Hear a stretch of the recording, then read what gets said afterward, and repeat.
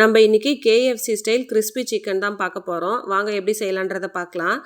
இதுக்கு வந்து ஒரு பவுலில் ஒரு முட்டையை உடச்சி எடுத்துக்க போகிறோம். 1/2 கப் அளவுக்கு தயிர், ஒரு பிஞ்ச் அளவுக்கு மஞ்சத்தூள், 1 ஸ்பூன் வெறுமிளகாத்தூள், 1 ஸ்பூன் பெப்பரு, தேவைக்கேற்ப உப்பு சேர்த்து நல்லா பீட் பண்ணி எடுத்துக்கலாம். தண்ணி எதுவுமே ஆட் பண்ணக்கூடாது. நல்லா பீட் பண்ணி எடுத்துக்க போகிறோம். நான் வந்து 4 லெக் பீஸை எடுத்து நல்லா க்ளீன் பண்ணி இதில் போட்டு டிப் பண்ணி எடுத்துக்கலாம். நல்லா மசாலா எல்லா இடத்துலையுமே ஸ்ப்ரெட் ஆகிற மாதிரி ஊற வச்சு எடுத்துக்க போகிறோம். இது வந்து அப்படியே ஒரு 1 மணி நேரம் ஊறட்டும். இப்போ மேலே கோட்டிங்க்காக ஒரு பிளேட்டில் 3 ஸ்பூன் அளவுக்கு மைதா மாவு, 3 ஸ்பூன் அளவுக்கு கார்ன்ஃப்ளவர் மாவு எடுத்துக்கிறோம். நமக்கு எந்த அளவுக்கு தேவையோ அந்த அளவுக்கு மாவை இன்க்ரீஸ் பண்ணிக்கலாம்.